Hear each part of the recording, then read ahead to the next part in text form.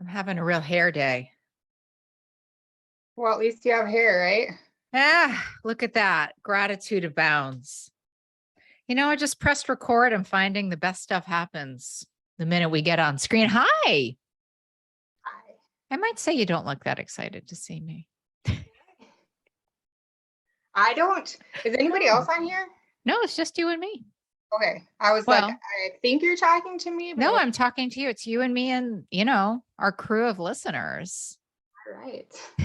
I am very excited to see you. Oh, okay. I mean, I would understand how it might feel weird if you thought there were like many people in the. Yeah, I just didn't want to answer if you weren't talking to me. I was No, like, I was. I am. perfect. Hey, here's how we got here. You and I asked you to be on the podcast, and then I got my second round of COVID. Yes. And then I circled back after I started feeling better again. And then you're like, well, I was like, hey, come on the podcast. You're like, so I haven't really been so involved in the community. And I feel like a bit of a mess in my life. And I really want to be doing everything perfectly before I come on the pod. And as you well know, Sara, straight my love language. I was like, get on the pod right now. It's been, even if I wouldn't have come on, but like the thought of coming on really made me stop to evaluate, like, okay, where am I at? What's working well? What's not working well? And so that's been a gift to me, even just that part of it. Wow. It's funny. It's someone, Marshall, who's on, who is like, we're watching his 66 days. He was like, I don't know, like this journey is much easier because you asked me to be on the podcast. So anyway, it's not so good for, I wanted to see like the darkness of his illness, but here we are. So Sara, bring us up to speed on you. Who are you? Like, what's your relationship with, what was it like, your relationship with food? You broke up with sugar, give us the short story on that. I will start from the beginning. I remember like sneaking food and feeling ashamed about it ever since I can remember. Like my earliest memories, my mom would make Christmas cookies and put them in the freezer, and I would like run down the basement and sneak the cookies out of the freezer and eat them frozen. Yeah. Tribe. We're tribe. Yeah. Tribe. I was like an overweight kid and felt super insecure and hated wearing a bathing suit. And then when I got into middle school, I had like a growth spurt and I thinned out quite a bit. And everybody in my family was like, oh, you look so good, so it's just like revalidating, like I need to be thin to be good enough. It's a real tricky thing. I've treated a ton of adolescents and it's like, and I don't think parents do this on purpose whatsoever, but it's like the minute a parent starts to promote that thin is better, right? So even just by saying, oh my God, you look amazing when you're thinner, parents inadvertently make their love conditional. Isn't that bonkers? And I think they're trying to be like, I don't think that's what the intention is. Yeah, I just think that's what we read as children, but it's really, and it really, it's a lasting scar for us, isn't it? Like, because now you're telling me here, you're like, yeah. So in that moment, I was like, oh, being heavy is not okay, and being thin is like heavily rewarded. Yeah. And my parents also talked about heavier people really negatively. And I was always on a diet. And so, you just grow up with that. And so middle school, though, then I started dieting. And my sister was doing Weight Watchers, so I did it. I didn't go, but I was like, well, I'm just going to use all the stuff. And I've done every diet since then, I think. It's so interesting, though, even like that you didn't do like real Weight Watchers. Like you knew, you know what I mean? Like you didn't even. Well, I don't want to pay for it. I was in middle school. I had no money. But your parents wouldn't have sent you? You don't think? No, not if it would have been free, maybe. But then there's getting there because we lived out in the country and it was 20 miles into town. And oh, wow. My parents wouldn't have done that. So you just sort of figured out your own way to you were hooked into diet. So at age 12, you started your diet addiction. Yeah. And it's been constant ever since. Wow. And so, but the most I actually went off flour and sugar in 2016, 17 because I have an autoimmune disease. Oh, interesting. And so I thought it would help like to be off gluten, grains, kind of like a paleo diet. Mhm. And that I was like, wow, I feel really good, but I didn't ever address the recovery part of it. So you did it So like it was a diet and you didn't do it yes, like, oh, I have to change my relationship with food or myself. exactly. And so I just Sarah, started how like, did that look? How did that look? So when you were like sort of just when you say I didn't address the recovery, like what did that look like? so I got a book and followed like the food plan in there for it's like specifically for autoimmune diseases.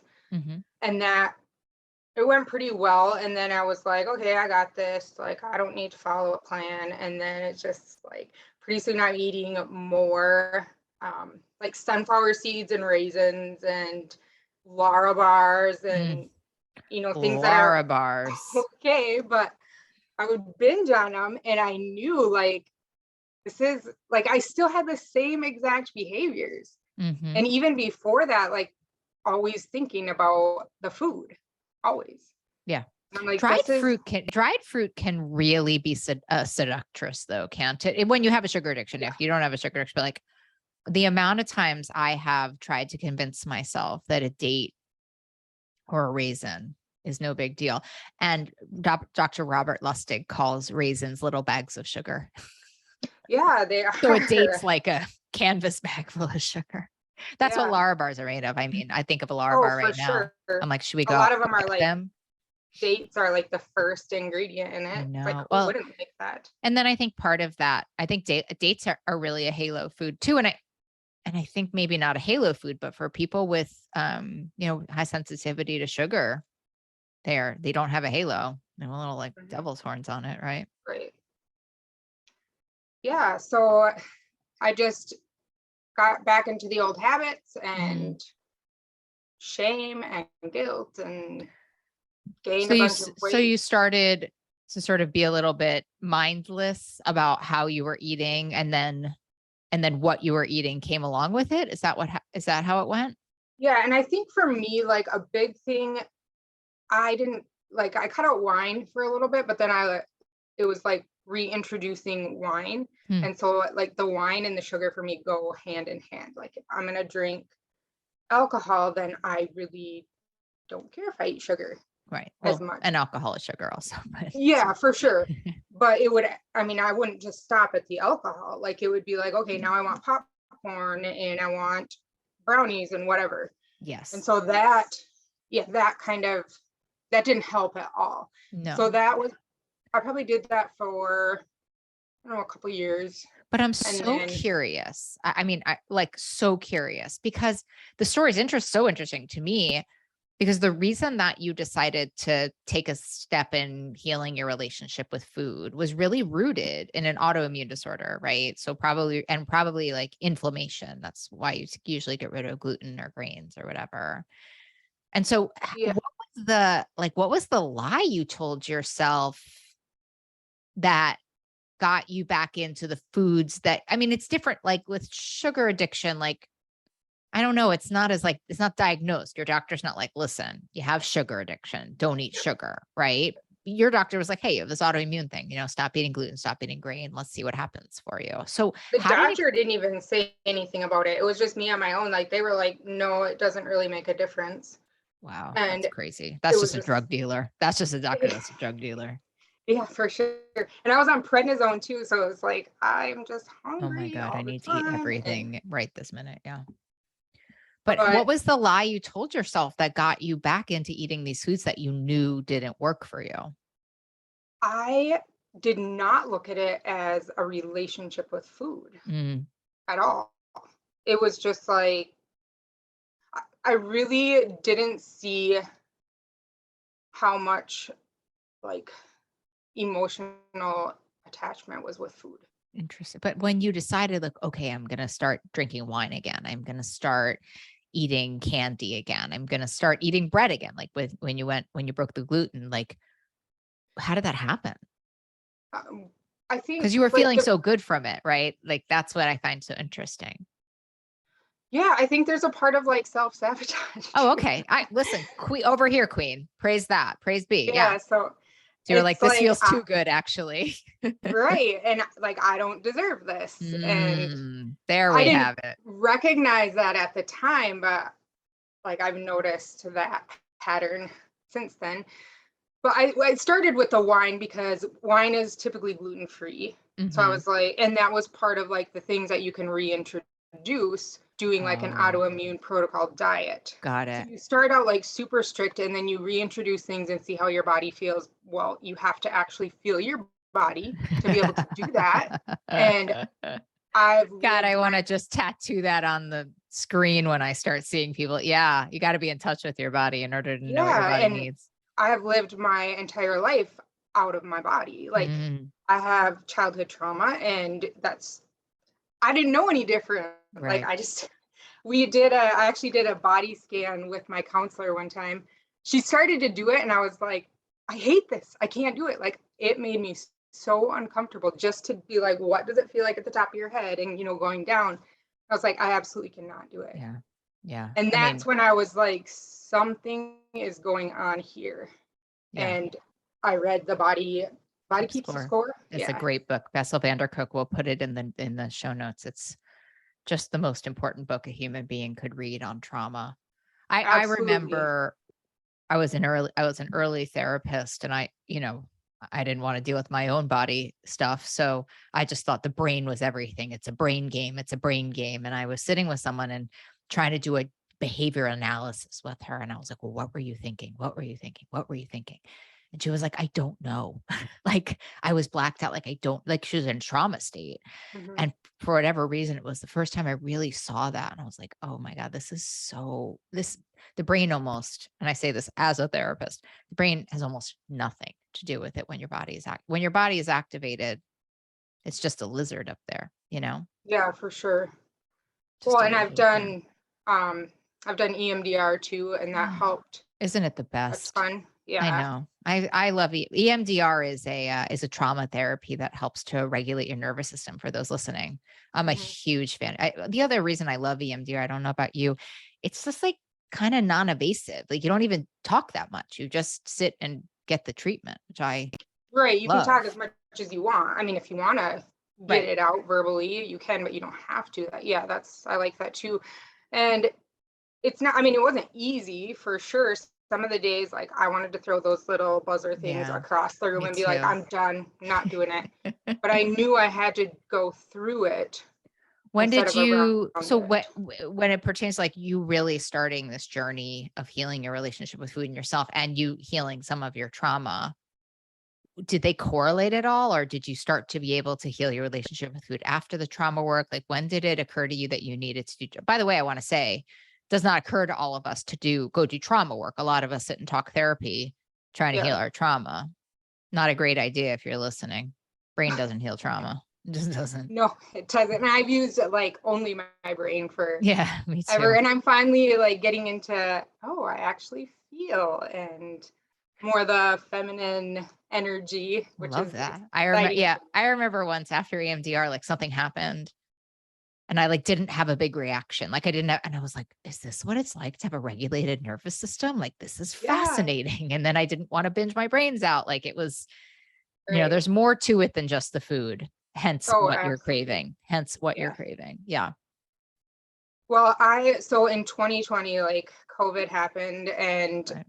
I was home. I was teaching.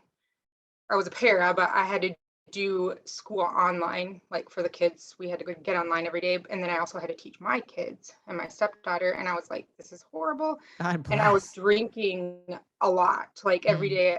I mean, not drinking a lot at one time, but it right. was often. Like every Like day I'd have like yeah, a glass like a of wine or wine whatever. o'clock.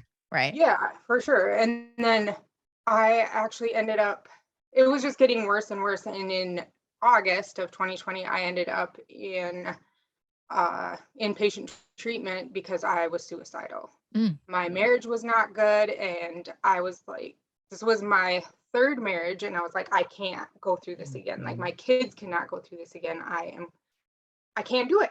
I'd rather die. mhm. And I ended up calling my friend Megan and I was just like crying, and she's like, "Oh my gosh, I've never heard you like this. Like, we need to go into the hospital now."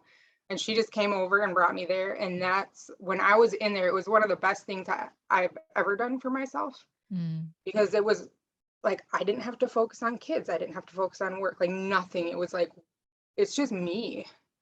And I made a commitment to myself then, like, I will do whatever it takes to take care of myself. And I'd already been going to therapy, but it was just like a turning point for me. Like, even if I have to get divorced, no matter what comes, like, I will take care of myself. And then I started to kind of reevaluate my spirituality and made some shifts there. And then the following spring is when I read The Body Keeps the Score. And all these things started coming back that I hadn't remembered. I was like, all oh the my traumatic gosh. memories came back. Yeah. while And, you were you know, I was reading having these horrible anxiety attacks and stuff. And I was still like eating sugar, and I don't think I was drinking much then. Like occasionally maybe, but I knew I was like, I gotta get this under control. But then my counselor was like, man, you know, I just don't deal with this. You should do EMDR. And that's when I started that. And yeah, it helped a ton. And then, so it was last summer that I was like, all right, I'm gonna quit drinking. And I got Annie Grace's book and like that's did a great her book. 30. We'll put that in the show notes too. We're doing a lot of show notes this week. Annie Grace is a great book, This Naked Mind. Yeah, for sure. And I was like, The Alcohol Experiment, rather. Yep. And I did the 30-day program, and I also like included sugar in all my, because it's like journaling and stuff. And I just included sugar in all the answers with alcohol, because I was like, it's the same thing with sugar. Like, I have to do both. Wow. So you saw while you were quitting alcohol that sugar had the same exact thing for you that alcohol did. You're a better woman than me. I did them 2 years apart. I was like, you're not taking my alcohol from me. Yeah. So I quit and flour. Like, I knew I had read a long time ago, read Kathleen DeMason's book, Potatoes Not Prozac. Yeah, Potatoes Not Prozac. Yeah. And that was like 2008. So I'd been kind of familiar with the idea that like sugar sucks, like it's not good for you, but I had never gotten real serious about it. And so I quit the flour too. And then I watched her YouTube video with you on it. Yeah, we didn't. And she didn't introduce me on her podcast. Yeah. And that I was like, oh my gosh, like I got to check this book out, and bought the book and read it. And I was like, all right, I'm going to do this thing. Might I just say that you are such a winner? Not to have this be a therapy session because we're just friends, but like nobody, like you just go and do it. Like, that's pretty amazing. You're like, well, then like my therapist said, I should go to EMDR. So then I like went to EMDR. Like, I've had patients that I have been asking, or like really trying to like cajole into EMDR for like 5 years. You're like, yeah. So then it's like, and then, you know, I just like gave up sugar as much as I gave up with alcohol. I mean, was it really that easy? Is it really that easy for you? Just this desperation, just as pain, the touchstone of all growth? So this is where it gets tricky.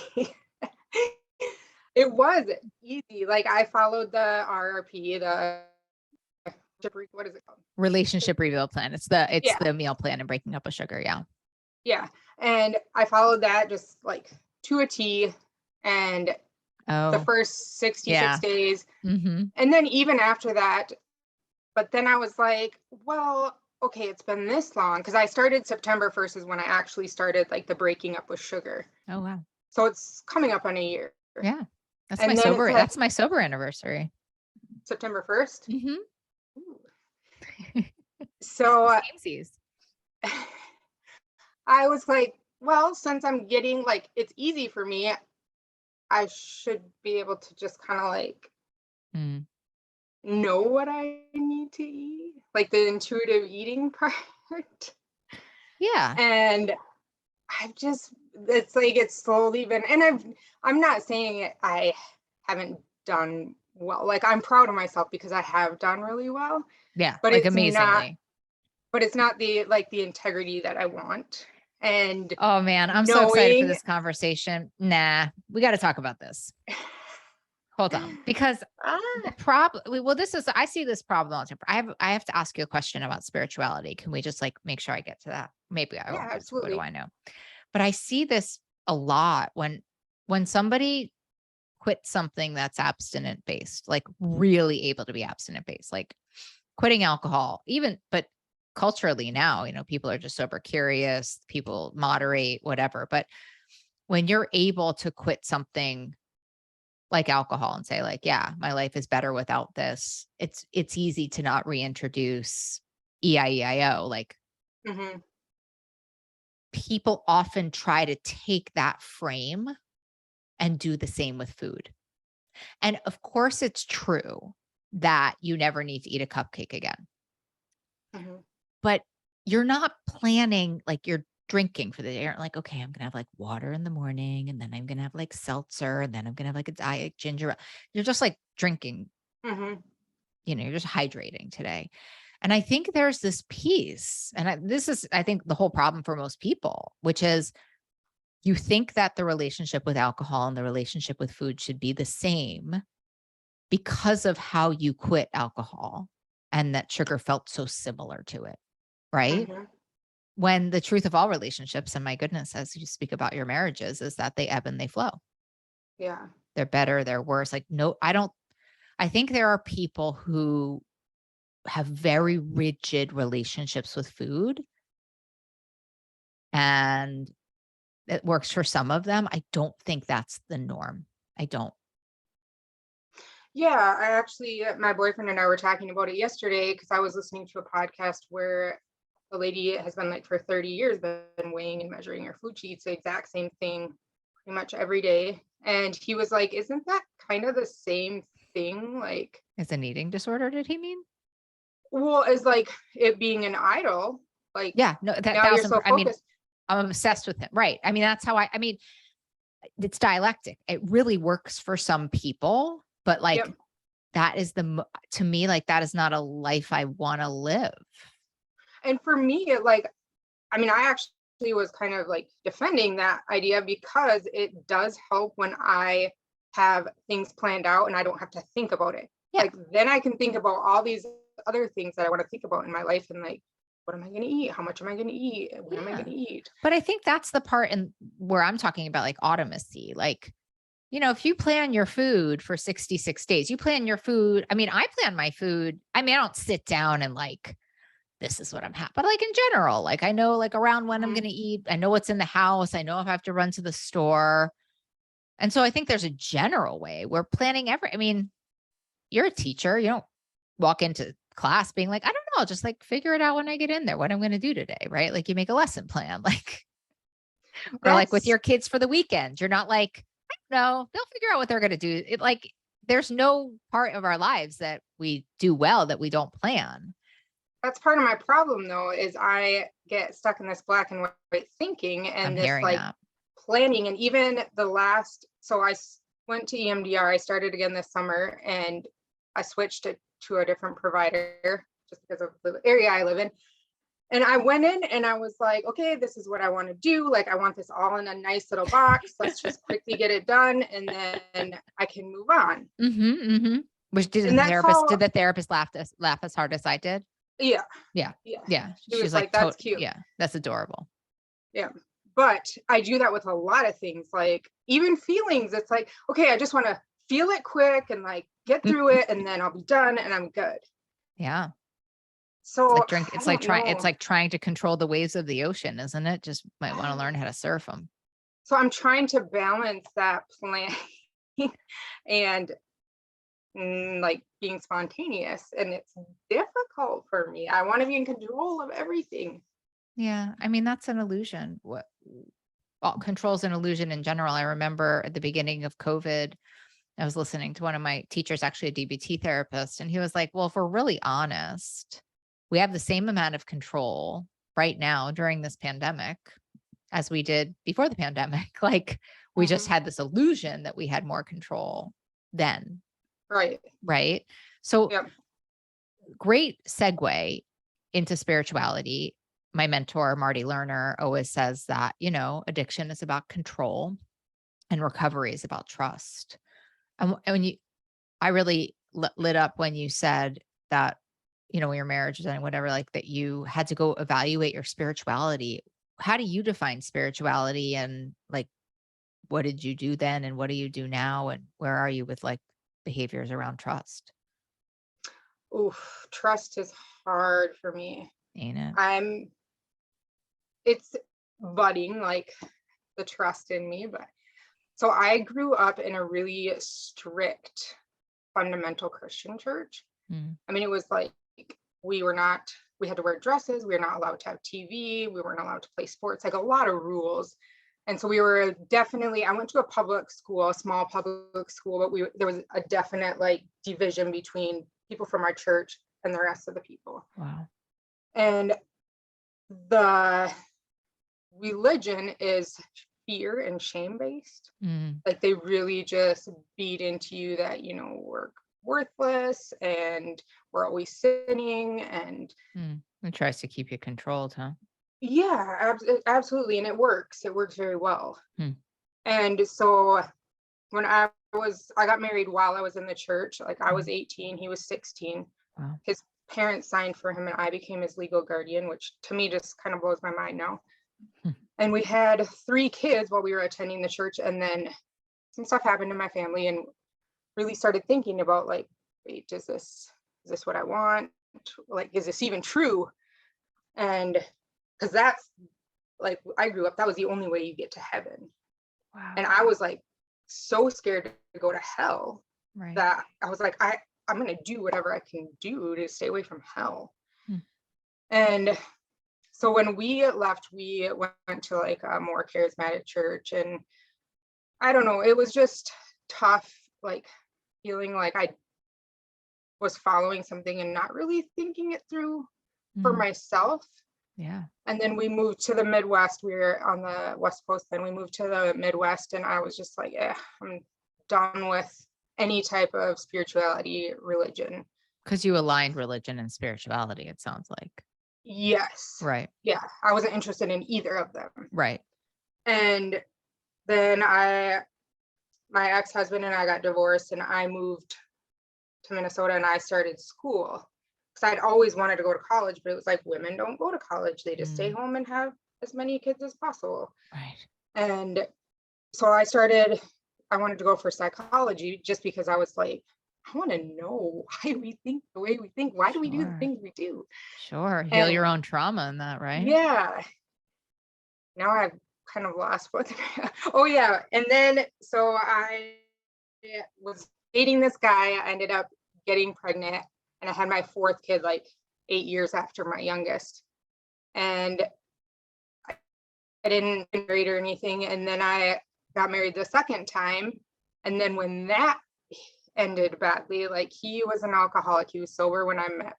But then, I mean, crap, he's getting like me and 4 kids. That's Mhm. pretty, that's a That's pretty big it's a deal. beautiful package. Yeah. But Yeah. so how did it come to that you changed your spirituality, and how did you change it around? Like, Yeah, I'm getting there. So after that divorce, I was like, there's gotta be more than mm, just this. Like yeah. my life is crazy. Like there's got to be a bigger purpose here, and what is going on? And so I started that. I was just like open to spirituality. Then I read a book about reincarnation, which I had never been into before, and I was like, this is really interesting. Like makes sense. And I kind of looked around in the small community I was living, like, hey, what kind of like spirituality stuff is there out there besides Christianity? Like I know there's Christianity everywhere. I want to know what other stuff there is. Didn't really get much response. And so I started visiting churches, and I ended up I really liked the church I started going to, and ended up like joining the church. And then then I met my 3rd husband, and I have this really cute like pattern of not having boundaries Mhm. and telling people what I want. Mhm. And so I, against my better judgment, and like I didn't want to, but I had bought a house. Me and the kids were doing great, but I sold the house and moved to be with him and got married. And And your wise mind said no. Your wise mind said don't do yes, that. Mhm. and my family was like, I don't think this is a good idea. And I was like, well, it'll be fine. And then once I had moved up there and I was ended up in the hospital in inpatient psychiatric treatment, that was when I really was like started to explore spirituality. And I was Christian. That was kind of like my mindset. And I read a book called A Thousand Gifts, I think it's called. Hmm. And she just wrote this book about being grateful for things. And I was like, I'm going to do that. And so I Wow. started a journal and I was going to do 1,000 things I'm grateful for. And that was eye opening to me. I was just like, oh my gosh, there's like beauty everywhere. And there is something bigger than me. And it's like in my daily life. I don't have to Wow. go somewhere to look for it or a certain group of people. Like it's right here. And And that was, it's so contrary to the God that you were introduced to, right? oh I yeah, mean, 'cause you're like, wow, there's all this love and gratitude and compassion out there that I didn't know about. yep. And then I score and I was like, Sarah, can you just say whatever you said again? Because you went out. Just repeat the whatever you just said. oh, he keeps the score. Oh, then can you just And say, and then I read the body keeps the score. then I read The Body Keeps the Score. And he had like some of the, I don't know if you call them treatments, but he suggests like yoga and Yeah. energy work, massage. So I was like, all right, I'm going to do that. Yeah, you're right. I do just kind of jump. Well, you got to know this about yourself, friend. I mean, I think you might be really downplaying how awesome you are is what I like. That's kind of the vibe I'm getting here. Yeah, I You're guess like, I oh, I'll never just thought go do about it. yoga. Oh, okay. I'll do, you know how long, like I've tried to get people to yoga or Reiki or any acupuncture. People are like, nah. And they're like paying me for like my counsel. And they're like, Yeah. no acupuncture for me. Nah, I don't know. That's like, witchcraft or whatever it is, you know. Let's go back to breaking up with sugar for a second. So Okay. your relationship with food, rather. Yep. So where are you with it now? Because you're saying to me, well, it's not where I want it to be, but like, is that really true? I like it. Is it really true question? I'm here for it. No, I it's knew not. it.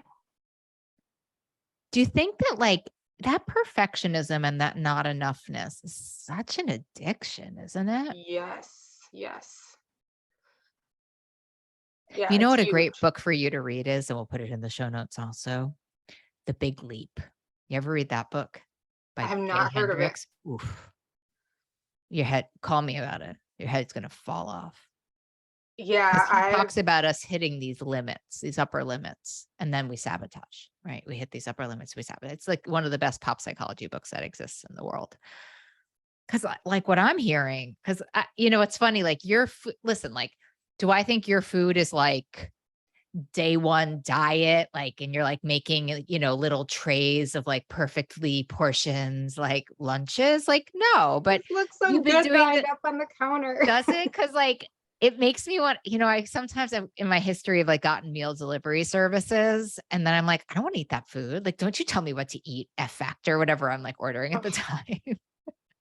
I mean, I you got to have a relationship with food that works for you. And yeah. sometimes it works that we have beautifully portioned lunches, but like we have to create a relationship with food where when we don't want to weigh and measure, we can still do it with integrity. When we break our foot Yeah. and we're not doing aggressive exercise, we can still have a healthy relationship with like, it just sounds like you're in a time in the relationship where it isn't diety. And that's like making you super uncomfortable.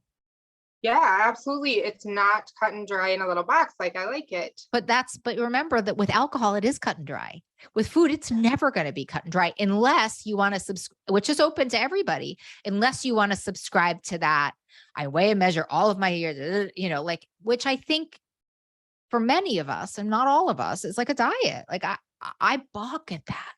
I balk at that for the rest of my life. From time to time, it's useful, but unless that's what you're going to subscribe to, I want you to think about, I want you to interview the idea that that's not ideal. That's just a version of this. I think what's happening for you is you're like, if I'm not doing the RRP, if I'm not doing this weighing and measuring and timing my meals and blah, blah, blah, which is really good when we're setting a precedent, right? That's why I have it for 66 days. It starts automacy in your mind. But what I'm hearing is that like the way you think about it is if you're not doing it that way, you're not doing it right. And therefore you can't align with the idea that you're awesome. And I just think there's a lot of stinking thinking in that. Yeah, absolutely. And like, I just have this big thing, like, I'm not good enough. What can I do? Not who am I being, but like, what can I do to be good enough? And it never ends. Like that kind of thinking, you're never going to do what you need to do to be good enough in that thinking. Yeah, I mean, And and that, also, I mean, I'll tell you, I mean, with food, it's a winless game, right? Because you have to eat every single day, like, so it's really, really hard. I think if you want to have a big life, and that you got to be kind of cool with the idea that it isn't always amazing, but it's always there's a level of integrity that you abide to all the time. I do love that idea. If you mhm, believe, if people are feeling that they're food addicts, that you have bright lines and that you do try to adhere to what you think is in your best interest every single day. But the other thing I want to say is like, I'm sort of offended by as your friend. It's like, I don't love this idea that you're aligning your worth with your food. I don't like it either. Can we change it? Yes, Right? You're like, well, my food isn't in order. So like, I'm sort of like I'm not worthy and I need to try harder. Like, right. That's yeah, the problem. it's a big problem. It's a big problem. I want to say, even if you decided to just go balls to the wall eating sugar, you're still a wonderful person. Can I just remind you of that? Yeah, that's tough for me to I believe. know, I know. I'm with you. When So I went, thank you for reminding me because yeah, I mean, when I had long COVID and I had put on that weight, which I've taken off, or most of it, but like I had to have this moment when I was so sick and I was carrying this weight that I wasn't accustomed to. And I had to say that to myself. It came down to me like, if you never lose, even if you gain all your weight back, Molly, you're still lovable. yeah, Because I have the same problem. Like and from the same history, right? Like you are valuable if you are thin. And it's just not right. And true. It's it's just just not our true. culture too. I mean, Oh, yeah. promotes that so much. And especially our generation of it. There's a part of me that has such hope for the generation when you watch like the Target ads with like all these Mhm, different bodies, like all like in bikinis. And I'm like, I love you people. Thank you yeah, for doing this. It's healing me just to watch you maybe not feel yeah, so bad about yourself all the time, but I think that's the thing I would love for you to consider, which is because the thing is like, Marsha Linehan and DBT, we have a concept called radical acceptance, right? And mhm, people think, oh, well, if I accept myself as I am, then I'm going to really binge my brains out and harm myself. And then I'm really going to get fat or whatever, belief system lives in there. But the real truth of it, right, is actually if you love yourself exactly as you are right now, and you do believe in the higher self, the wise mind, the God inside of you, whatever you want to call it, it's actually, you're probably going to take better care of yourself. It's actually very hard to be in integrity and take care of yourself in the way you want to when when it's like a little shoestring of going off the rails, right? When you're like, well, I'm not good enough, right? So I just want you to consider this. I mean, the story you're telling is one, I guess this sounds a little cheesy, but it's really what I feel like. It's one of like a survivor. It's one of, you're like incredibly resilient. Like you've bounced back so many times. To me, it's kind of sad that you don't lead with that. You lead with like, well, my food isn't perfect. that's true. Like you just told a story. Like that's literally like, you should sell your story to Hulu. Like I would watch that. Like I would watch that story in like the fundamental church and I mean, I would Yeah. watch that story and here you are just like, hey, what's up? I go to yoga because Bessel van der Kolk told me to. I'm going on a Switching, yoga retreat today and I'm see what very I mean? yeah, I just, I wonder what it might be like if you put the food in a different place, you know? I guess I've been doing I've had a lot of healing around kind of like the shadow parts. Mm-hmm. you want to call. And I've been, Just for the people listening, the shadow parts means that looking at the part of us that we think is ugly or uncomfortable, or I think it's the most important work we do, by the way. yeah, and there's been a lot of growth in that area where I'm like, both and. Like, Yes, queen. Mm-hmm. I had taken a class in college and I did a project that had 2 different art pieces. And the professor was like, this one looks professional. It's great. I love it. The other one looks like it was done by a kindergartner. And that was like kind of mind blowing to me because I'm like, wait a second, I can be both. Like, I can do really good work and then not so good work. And so I've been really trying to, but I hadn't done it with the food. Right. That's what I'm hearing. I mean, there's no greater dialectic than the relationship with food, which is I want to try to take care of my body in every minute, every day in a loving way. And for a lot of us, that means no sugar, no flour, whatever planning. And if I don't, that doesn't mean I'm not lovable. Right. And if I don't, I will, whatever. It's the dialectic of that is the whole thing. And again, I want to say when you are able to, when you have an abstinence-based addiction, when you say, I'm not drinking anymore, not to say it's easy by any means, but it's black and white is what it is, right? You don't need to shade gray on if you stop drinking, right? You need to shade gray on a relationship with food because you have to eat. Yeah. And that's tough coming from black and white thinking. Totally. Like, and diet culture also Yes. says to us it should be black and white. It should be easy. What's wrong with you? You're the problem. So and then we have trauma. I mean, it's complicated to say the least, but I do want to propose this to you and your soul, which is like, what if you're amazing and you just what if you're reading the whole story wrong? Yeah. I think you are. Thank you. I'm serious. I don't blow smoke up anyone. That's not my way. So when I was getting just thinking about this, I wasn't really like prepping, but like, where am I at with my relationship and food and stuff? And I had thought about it. I'm like, I'm doing like automatically just eating these good foods. Yeah. Like when I thought about it, I was like, there are so many things that I'm doing that I'm really happy with. Well, and you have a bunch of kids and you're a teacher. It's like when we do that with kids and dogs, when we focus on what they're doing well, it makes them do better things. Yep. Yeah. I just got down this path where it's like, I'm just the perfection thing. And perfectionism is that it is like a form of self-harm in its own way, right? Because it is really making this decision to say, it's never going to be enough. I am signing on to a chronically dissatisfied life and one of a lot of self-hate and self-harm. Why do we do that? Oh gosh, that's its own podcast, ain't it? Listen, I think you should read The Big Leap. I think it's going to change your life. And you know what I like about you? You're going to read it. I am going to read it. Oh, Sara, if I wasn't love on you. video, I probably would have ordered it already. It's